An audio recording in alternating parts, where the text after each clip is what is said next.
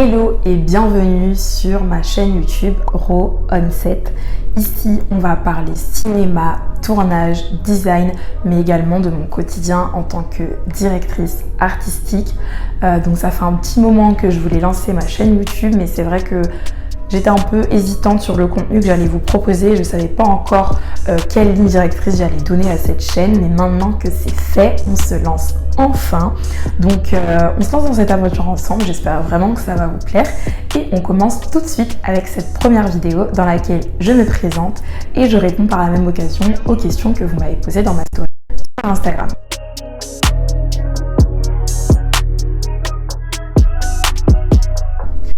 Pour commencer, je m'appelle Rhoda, j'ai 22 ans et je suis diplômée d'un bac+5 en publicité et plus précisément en direction artistique et création publicitaire. Durant mes études, j'ai fait plusieurs stages et plusieurs alternances, dont 2 années en agence de publicité. Donc ça m'a permis de découvrir ce que c'est que le milieu de la publicité, qui est un milieu qui est assez particulier. Ça me permet de répondre à la première question qui est: est-ce que je compte travailler de nouveau en agence? La réponse est non, pas pour le moment. Il faut savoir que la publicité, c'est un milieu qui est assez particulier, dans lequel il y a une manière différente de postuler, une manière différente de rentrer, une manière différente de travailler. Donc c'est un domaine qui rythme vraiment notre quotidien, auquel on pense jour et nuit. Ça demande un investissement conséquent, un équilibre vie pro et vie perso qui est assez particulier, que je suis pas forcément prête de nouveau à remettre en question. Bonjour. Eux, c'est Kodak. Les Eastman sont restés dans leur labo. Ce sont des gens formidables, mais ils ne prennent pas de vacances. Leurs albums sont pleins de photos d'eux au boulot. Donc pour le moment, je préfère pas forcément repostuler en agence de publicité, surtout que niveau créativité, aux directions artistiques, je ne me sentais pas à mon plein potentiel et au maximum de ce que je pouvais donner. On enchaîne sur mon parcours. À côté de mes études et de mes alternances, j'étais graphiste freelance pendant à peu près 4 années.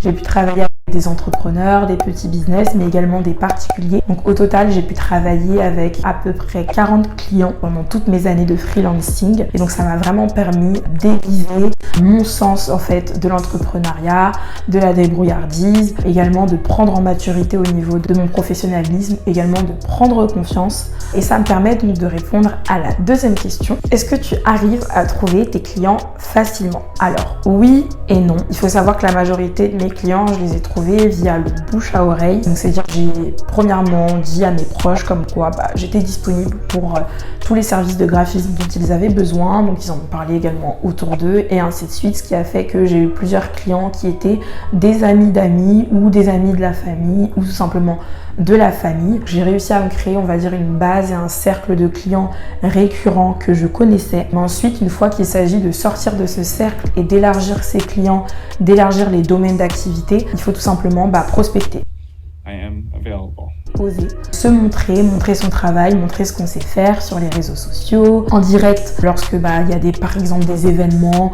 Et donc si on ne le fait pas, si on n'ose pas prospecter, si on n'ose pas envoyer des messages à des personnes qu'on ne connaît pas ou à des clients avec qui on aimerait travailler, qui sont vraiment dans la cible de clients qu'on espère, et en fait on reste dans ce cercle-là et on tourne avec les mêmes clients, la familiarité s'installe et ça devient un peu plus compliqué, on va dire, de s'étendre et de se développer. Donc trouver des clients, c'est facile et en même temps c'est difficile parce qu'il faut savoir trouver les bonnes méthodes et les bonnes techniques pour cibler les clients qu'on a envie d'atteindre. Et enfin, pour la présentation, donc je suis responsable de communication de 2 associations depuis à peu près 4 ans. Il y en a une qui a une vocation purement cultuelle et religieuse et une deuxième qui a une vocation religieuse mais également événementielle. C'est un gros challenge parce que je suis pas forcément diplômée en communication comme beaucoup peuvent le penser. Je suis diplômée en publicité, donc c'est-à-dire que tout ce qui est connaissance en stratégie, en management de la communication, en community management, c'est des choses que j'ai apprises sur le tas